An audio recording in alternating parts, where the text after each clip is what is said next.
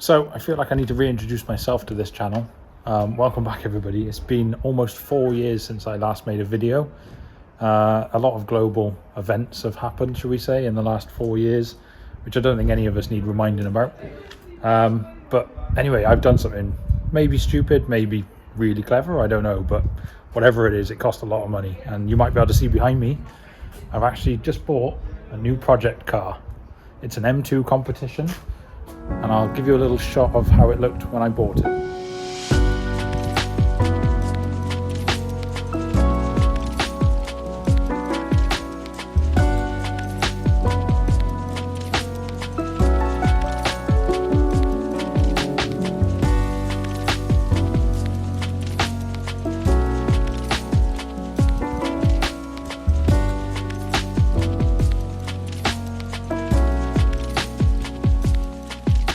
So, as you can probably see behind me, I've started to do a bit more work to it since that video.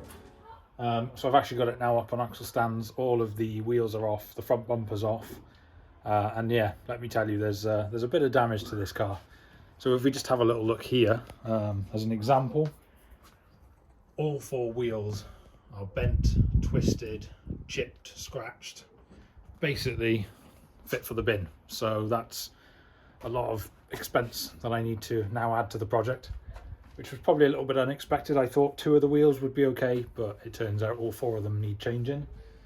We've got a lot of carbon fiber bits on this car as well, which was not expected, but now I need to sort of factor that into the repair costs as well, because I need to replace all the broken bits with carbon to keep in with the theme. So that's going to add to the cost a little bit. But if I sort of show you around each corner to show you the damage, not a single wheel was pointing in the same direction. So there's work to do on all 4 corners basically. So yeah, let me just show you that now. So down on the back driver's side is probably where the most substantial damage is, which is going to cause the biggest headache. Initially I thought it was going to be quite simple. First of all, we can see that the spring, I don't know if you can see that on camera. Yeah, so there's no spring there, so that's completely gone, and that is because that lower arm is basically sheared in half. So that's not a big issue, that's a pretty simple change. However, I did notice that this arm is hanging down here, and then I thought, ooh, okay, where's that come from? And then if you look in there, it's actually been torn out of the subframe. So that damage there, unfortunately, means this is a new rear subframe mission. So I've got one of those on order. I'm going to try and be as transparent as I can with all costs. So in a bit, I will show you what I paid for the car, and I've started to buy some parts already, so I can start adding all of those up. And I'm going to give a true reflection of how much this has cost in total as a project. So I can't talk about this car without pointing out the elephant in the room, and that is all this missing stuff here. There should be an oil cooler along the bottom here, lots of trim pieces that are all broken and twisted. We've also got, if you look under here, substantial damage to this, which is the gearbox oil cooler.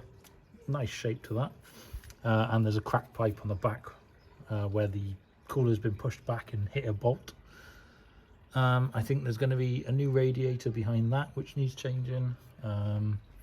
But yeah, so you might be able to see I've just bridged the gap between the oil cooler pipes with a whole bit of hydraulic pipe.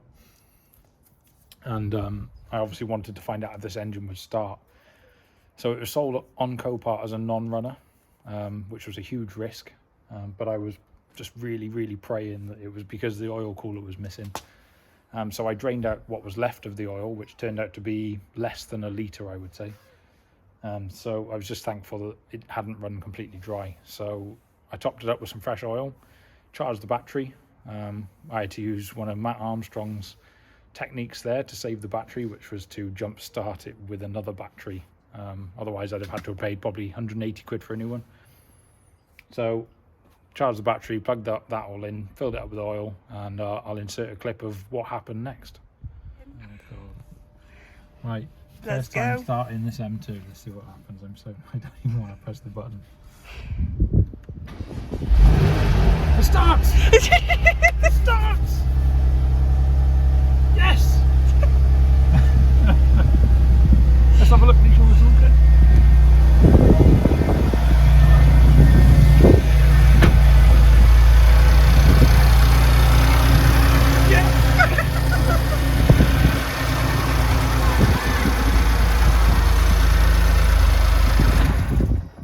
So I think I've actually got away quite well on the inside of this car. It's such a nice interior, the M2s. I love these seats, so hugging, very comfortable. And I especially love the way that these little things light up at night, which was a surprise. I didn't expect that to happen. But yeah, so if I turn the ignition on, well, fortunately there's no airbags have gone off in here either.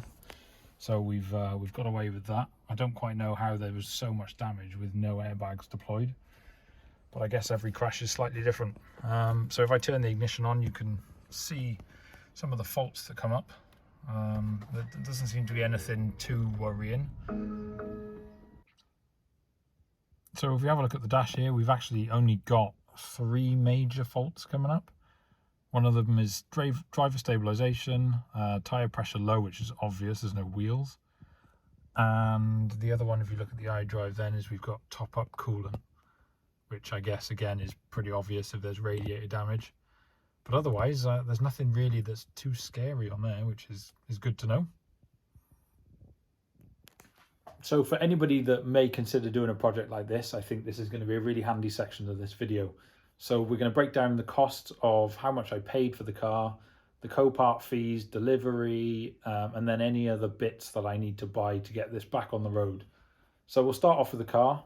It was a category N as well, which I think is a better deal for me. I don't think I'd have felt confident fixing a category S. I haven't really got the right tools or the right knowledge and capability to do so. So category N, I paid £17,000 for the car. By the time you add the Copart fees and the delivery costs, it's now up to £19,014. So that is what I'm now in this car with. So far I've had 2 major expenses on this car. So the first one being a new or a second-hand rear subframe from an M3. So that was £230 delivered. So I'm waiting for that to arrive. And also I bought some standard M2 Competition wheels with tyres and TPMS sensors. And that has set me back £1,100 with delivery. So I don't think too bad at the moment. Obviously there's still a long way to go. I've started to try and add up some of the costs that I think are going to be needed. Some of the biggest expenses are oil coolers, radiators, the front bumper with all the grills and the carbon bits is quite expensive. But I'm still hopeful that I can get this all repaired for a very reasonable price. So just to give you an idea, that's where we are at the moment. And we'll keep track and see where we end up. I think we'll end the video there. We'll keep it short and sweet for this one. It's just a bit of an introduction really. So yeah, join me again for future videos. Obviously, as I say, the first job is going to be the subframe and the rear end of the car. Get all that sorted, get it all straight. We'll get it back together and then we can start tackling the front of the car.